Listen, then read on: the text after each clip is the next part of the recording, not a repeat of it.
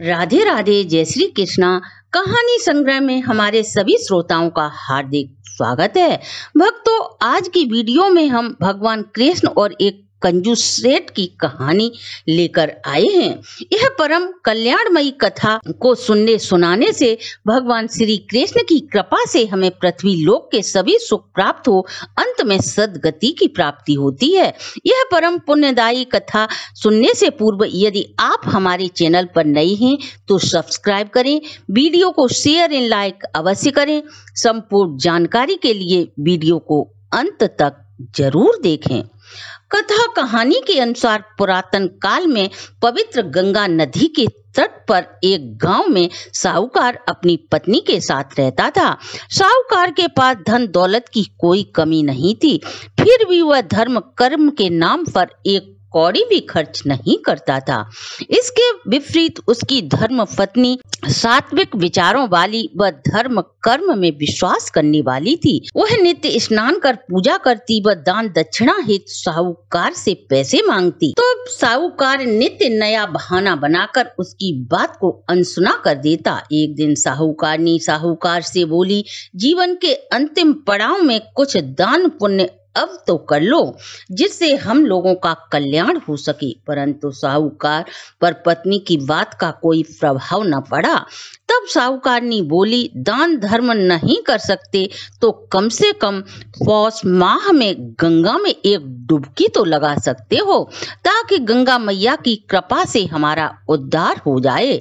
साहूकारनी के नित्य ऐसा कहने पर साहूकार सोचने लगा, चलो आज गंगा जी में स्नान कर कुछ पुण्य प्राप्त कर लें, क्योंकि घर से थोड़ी ही दूरी पर गंगा मैया थी, इसलिए आने जाने में कुछ धन भी खर्च नहीं होगा। यह सोचकर वह गंगा स्नान चल देता है। अचानक रास्ते में उसे ध्यान आता है कि गंगा किनारे पंडों की भीड़ में कोई न कोई उसे घेर लेगा और दान दक्षिणा मांगेगा। यही सोचकर वह गंगा नदी के उस घाट पर स्नान करने पहुंचा जहां मृतकों का अंतिम संस्कार किया जाता है। यहाँ कोई भी रुपए पैसे मांगने वाला नहीं होगा। यही सोचकर वह झट से गंगा मैया में डुबकी लगाता है। भगवान श्री हरि पृथ्वी लोक पर अपने भक्तों की खैर खबर लेने निकले थे। वह साहूकार की प्रत्येक गतिविधि को देख रहे थे। भगवान श्री कृष्ण एक पंडे का रूप धारण कर साहूकार के पास पहुंचे। जैसे ही साहूकार नदी से स्नान कर बाहर निकला, पंडा भेषधारी भगवान श्री हरि बोले, यजमान की जय हो। यह देख साहूकार हक्का बक्का रह गया कि आखिर यह पंडा यहाँ क्या करने आया है। भगवान बोले, यजमान की जय हो। आप जैसे यजमानों की खातिर ही हमारे घर का चूल्हा जलता है। यदि यजमान की कृपा हो जाए तो पूरी साल का राशन पानी दान दक्षिणा के रूप में दिलवा दो। साहूकार बोला, मुझे तो तू पागल लगता है, सो एक साल का राशन मांग रहा है। तब भगवान बोले, इतना नहीं दिलवा सकते तो 6 माह का ही राशन दिलवा दो। परंतु साहूकार तैयार न हुआ। तब भगवान बोले, चलो आज का ही राशन दिलवा दो। परंतु साहूकार ने साफ इनकार कर दिया, मेरे पास देने को कुछ नहीं है, मैं तुम्हें कहाँ से दान दक्षिणा दूं। तब भगवान बोले, कुछ नहीं है तो एक फल ही दक्षिणा स्वरूप दे दो।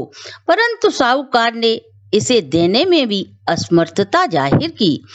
तब वह मन में सोचने लगा, यह मेरा पीछा छोड़ने वाला नहीं है। अतः वह बोला, मेरे पास एक धेला भी नहीं है, उधार देता हूँ, उधार ले लो।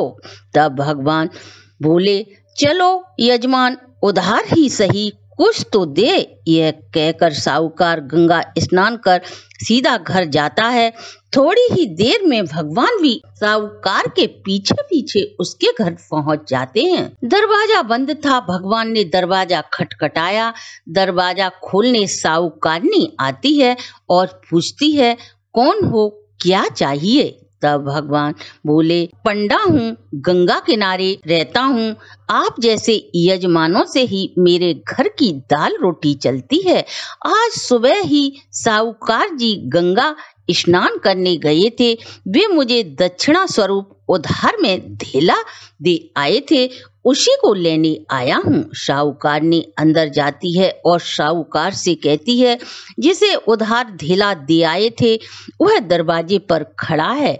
यह सुनते ही साहूकार घबरा गया और सोचने लगा यह यहाँ कैसे आ गया। वह पत्नी से बोला जाओ कह दो साहूकार की तबीयत ठीक नहीं है, फिर कभी ले जाना। साहूकारनी ऐसा ही कहती है। तब भगवान बोले हमारा यजमान बीमार है और हम चले जाएं, ऐसा कैसे हो सकता है। मैं अपने यजमान के लिए यहीं बैठकर पूजा पाठ करूंगा, आप मेरे लिए भोजन की व्यवस्था करें। साहूकारनी अंदर जाकर साहूकार से बोली पंडा जी कहते हैं कि मैं यजमान की सलामती के लिए यही पूजा पाठ करूंगा, तुम मेरे लिए भोजन तैयार करो।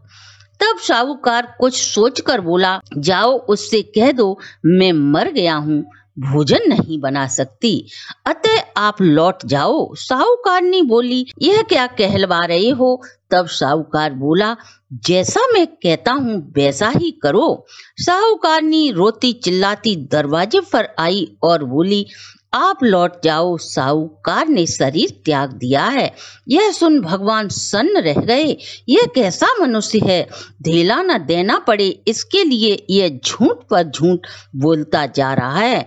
आखिर भगवान तो अंतर्यामी ठहरे, अतः वे भी अड़े रहे और बोले सेठ जी मर जाने से आप बिल्कुल अकेली रह गई हैं, अतः मैं ऐसा करता हूँ गांव में जाकर सबको साहूकार की मृत्यु की सूचना देता हूँ, आप मृतक शरीर के पास ही बैठें। साहूकारनी कुछ कहती इससे पहले ही भगवान दौड़कर गांव में निकल पड़े और सभी को खबर दी अमुक साहूकार की मृत्यु हो गई है। धीरे धीरे सभी गांव वाले साहूकार के घर इकट्ठे हो गए। भगवान भी सभी गांव वालों के साथ पहुंचे और सोचने लगे अब तो इसे उठना ही पड़ेगा। साहूकार के अंतिम संस्कार की पूरी तैयारी हो गई, लेकिन वह न उठा। शमशान ले जाकर उसे चिता की लकड़ियों पर लिटा दिया, परंतु वह हिला भी नहीं। अग्नि लगाने की तैयारी हो गई।